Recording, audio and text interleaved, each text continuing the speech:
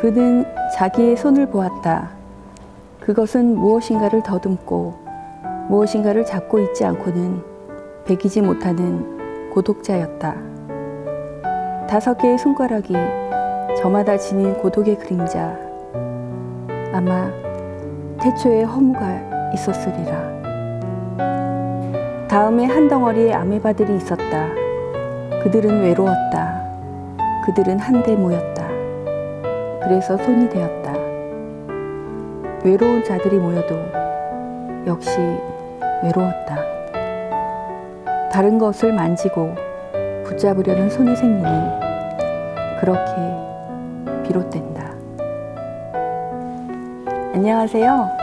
오늘 시작을 최인훈 작가의 소설 광장의 한 부분을 읽어드렸습니다. 최인훈 작가도 은평을 대표하는 문인이랍니다. 그는 1936년 함경북도 회령에서 태어나 1950년 가족과 함께 월남하여 서울대 법대에 수학하였고 육군 통역장교로 군복무하다가 제대 후 글쓰기에 전념했습니다. 그는 자유문학에 추천된 소설 라울전이라는 작품으로 문단에 데뷔했으며 그의 작품 중 광장은 큰 획을 그은 것으로 평가되고 있습니다. 이 작품은 남북한의 이데올로기를 동시에 비판한 최초의 소설이자 전후 문학 시대를 마감하고 1960년대 문학의 지평을 연 첫 번째 작품으로 평가되며 문학적 성취면에서도 뛰어난 소설로 꼽힙니다. 그의 주요 작품으로 회생인, 구운몽, 총독의 소리, 소설가 구보씨의 1일, 화두 등이 있습니다. 그는 서울예술대학 문예창작과 교수로 있다가 정년퇴직을 하였으며 서울시 은평구 가련동에 거주하다 이후 강남구로 이사했습니다. 그는 동인문학상, 서울극평가그룹상, 이산문학상 등을 수상했습니다.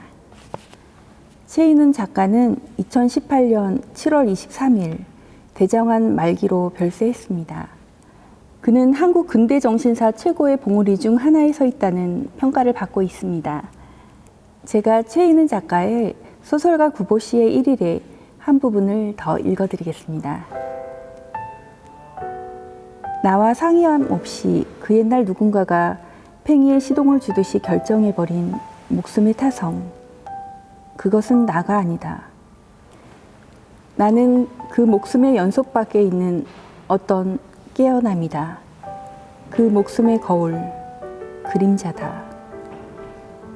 목숨이 있는 것처럼 그림자도 있다.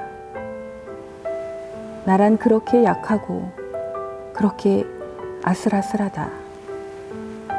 약하고 아슬아슬한 것이 발을 헛딛지 않으려고 굳세고 든든하게 되어야 할 것이 아닌가. 물론 그런데 그 굳세고 든든하다는 것은 소망이긴 하지만 결코 그 소망만큼한 시련은 없는 법이다. 덜 이룬 시련을 다 이룬 소망의 시련이라고 우긴다면 하루 이틀이면 몰라도 너무 오래면 그것은 틀림없이 탈이 된다. 할 수 있는 테두리에서의 정의를 칼빛에 어리는 안개.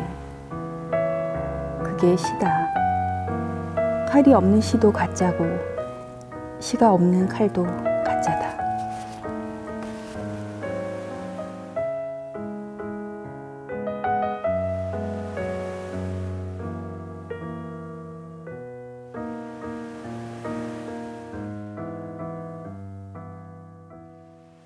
오늘 제가 소개해드릴 은평의 명소는 한국고전번역원입니다. 저는 우리 동네에 있으면서도 고전번역원이 무슨 일을 하는 곳인지 잘 몰랐는데요. 한국고전번역원은 지난 반세기 동안 쉽게 접할 수 없었던 소중한 우리 고전을 한글로 번역하여 일반 국민들과 함께 꾸준히 제공해 왔습니다. 또한 이러한 방대한 번역 성과를 한국종합고전DB로 구축하여 인터넷을 통해 세계 어디서든 누구나 자유롭게 이용할 수 있게 하였으며 고전 번역 저변 확대를 위한 한문 고전 번역 전문 인재 양성과 고전 대중화에도 깊은 노력을 기울이고 있습니다. 고전 번역원은 1965년 학술문화예술계 원로 50인의 주도로 설립된 민족문화추진회를 전신으로 2007년 11월 교육부 산하 학술연구기관으로 다시 태어났습니다. 2018년 6월부터 구기동 시대를 마감하고 이곳 진관동으로 첨사를 이전했습니다. 지상 6층, 지하 1층인 건물로 1층에 있는 고전 번역 전문 도서관은 일반인들도 이용할 수 있는 곳입니다. 이곳 도서관은 우수 도서관으로 선정되었으며 고전 관련 단행본, 연속 간행물, 국내외 자료 등을 열람할 수 있습니다. 은평구 주민 등 일반인을 대상으로 무료 고전 특강도 진행하고 다양한 고전 관련 프로그램도 있으니 이용해 보시면 좋을 듯 합니다. 또한 은평의 맛집이라고 알려진 지하 1층의 구내식당은 일반인들이 이용할 수 있는데요. 평일 점심만 이용하니 참고하세요. 저도 이용해 봤는데 아주 맛있습니다. 오시는 길은 구파발역 3번 출구에서 버스로 환승하시면 됩니다. 책 읽기 좋은 가을, 우리 고전과 함께 하시는 거 어떠신가요?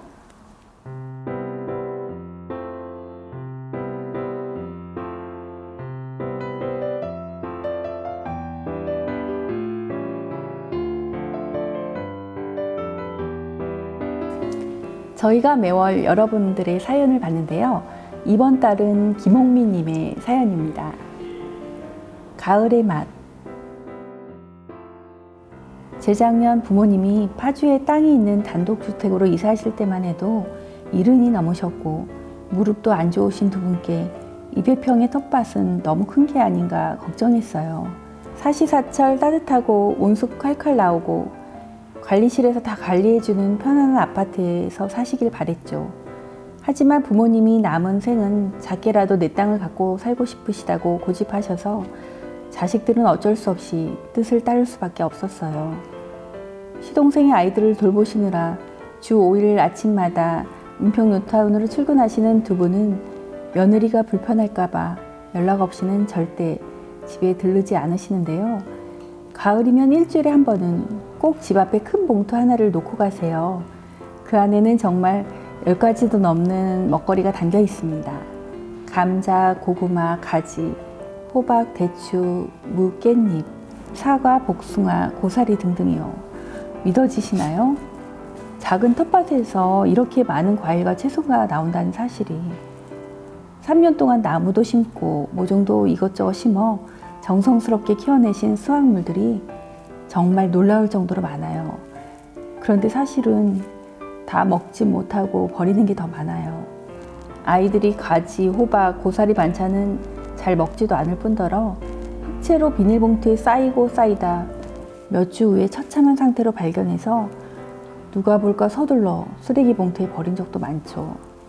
지난 주말 오랜만에 집 정리를 하는데 역시나 냉장고와 베란다에 부모님표 채소들이 그득하더군요.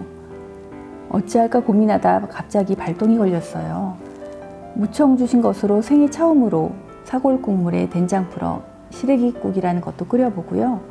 물이 많은 커다란 호박은 숭덩숭덩 썰고 새우젓 넣어 졸였지요.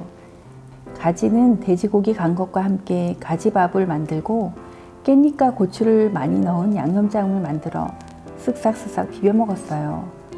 사과대추는 사과보다 더 아삭하게 맛있었고 조금 오래돼 붉게 익은 건 식품 건조기에 돌려 말린 대추를 만들었답니다.